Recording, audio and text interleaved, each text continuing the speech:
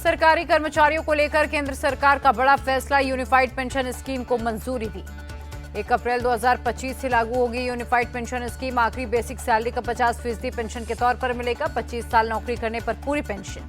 कर्मचारियों के लिए एनपीएस और यूपीएस दोनों का विकल्प होगा। यूपीएस के तहत सारा पैसा सरकार देगी।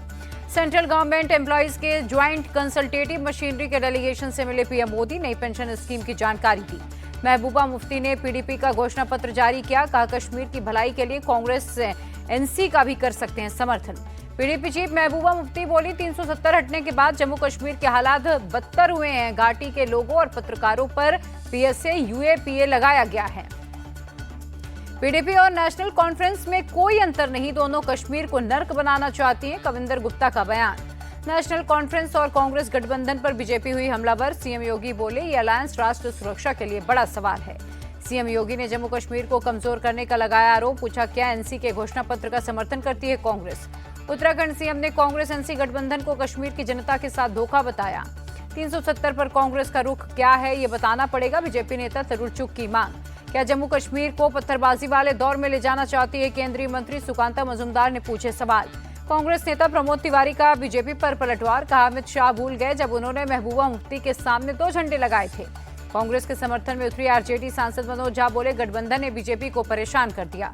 गुजरात के सीएम भूपेंद्र पटेल का टैग। कहा, कश्मीर में सत्ता हासिल करने के लिए कांग्रेस ने सुरक्षा के साथ खिलवाड़ किया। विधानसभा चुनाव से पहले जम्मू कश्मीर में सियासत हुई तेज। पूर्व एसएसपी मोहनलाल बीजेपी में शामिल हुए।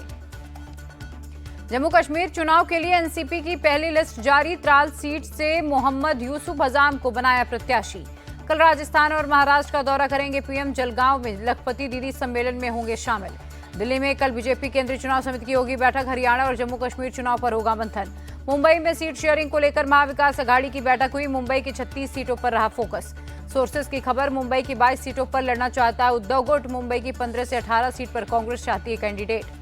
शरद गुट के नेता जितेंद्र आव्हाड का बयान। मुंबई में शिवसेना यूबीटी मजबूत, बड़े भाई की भूमिका में होगी पार्टी। प्रयागराज से राहुल गांधी का केंद्र सरकार पर निशाना। कहा, संविधान को कमजोर कर रही है मोदी सरकार। राहुल गांधी ने कहा, जाति जनगणना करवा के रहेंगे, इसके बाद ही हर समाज को मिलेगा इंसाफ।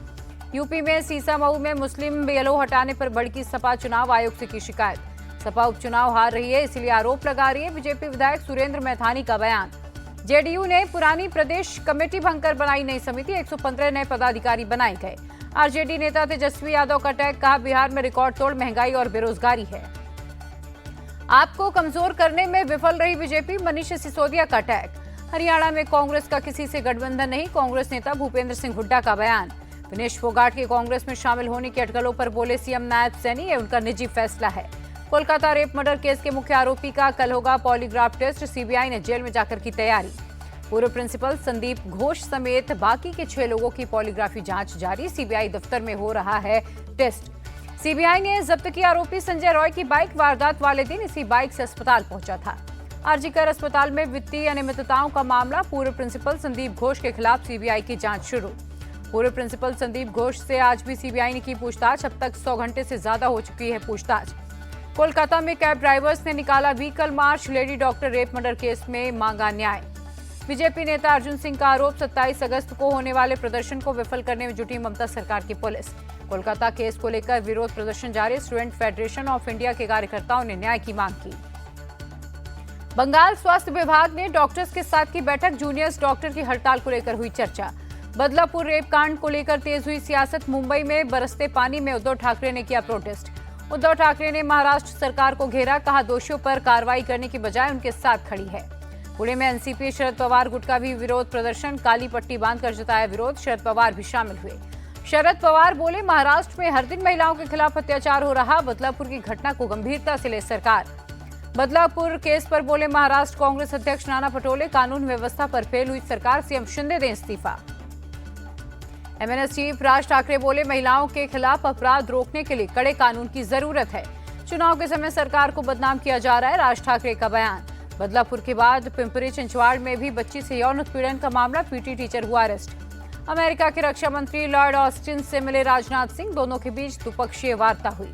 मणिपुर दौरे पर सेना प्रमुख जनरल उपेंद्र द्विवेदी सुरक्षा स्थिति को लेकर समीक्षा की। रायपुर में गृह मंत्री अमित शाह ने की बैठक। छत्तीसगढ़ के सीएम समेत पड़ोसी राज्यों के चीफ सेक्रेटरी और डीजीपी हुए शामिल।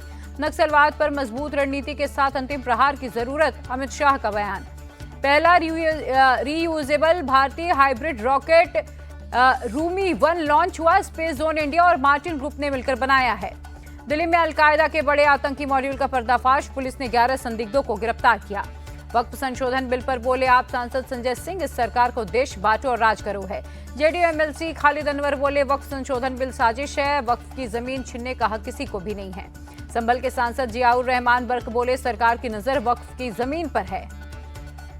संसद से वक्फ संशोधन बिल पास भी हो जाएगा तो हम सड़क पर उतरकर विरोध करेंगे, जियाउर रहमान बर्क का बयान। यूपी पुलिस कांस्टेबल भर्ती परीक्षा, अलग मामलों में पुलिस ने 17 लोगों को पकड़ा, कुल 15 एफआईआर दर्ज हुई। यूपी पुलिस कांस्टेबल भर्ती परीक्षा का दूसरा दिन, परीक्षा केंद्रों पर कड़ी सुरक्षा के इंतजाम रहे। नोएडा सेंटर पर भी दिखे सुरक्षा के कड़े इंतजाम, बॉडी स्कैनिंग, बायोमेट्रिक और कैंडिडेट के जूते उतरवा कर चेक किए गए।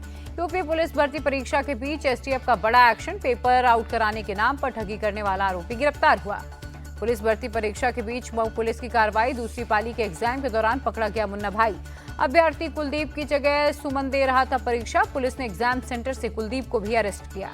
यौन उत्पीड़न केस में प्रज्वल रेवन्ना की बड़ी मुश्किलें, कर्नाटक एसआईटी ने 2000 से ज्यादा पन्नों की चार्जशीट दाखिल की।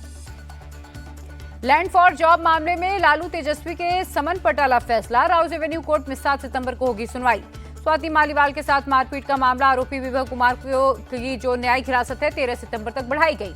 दिल्ली की मंत्री आतिशी का केंद्र पर अटैक, ईडी सीबीआई को केजरीवाल के खिलाफ राजनीतिक हथियार के रूप में कर रहे हैं इस्तेमाल। सीएम नीतीश ने पूर्णिया के चुनापुर में प्रस्तावित सिविल एयरपोर्ट के विकास कार्यों की समीक्षा की।